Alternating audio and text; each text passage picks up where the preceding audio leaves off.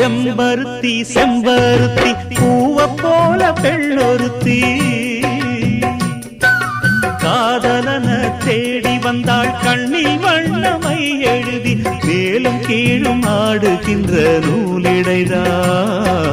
மீண்டும் மீண்டும் நான் படிக்கும் நூலகம்தான் நாளெல்லாம் மீண்டும் மீண்டும் நான் படிக்கும் நூலகம்தான்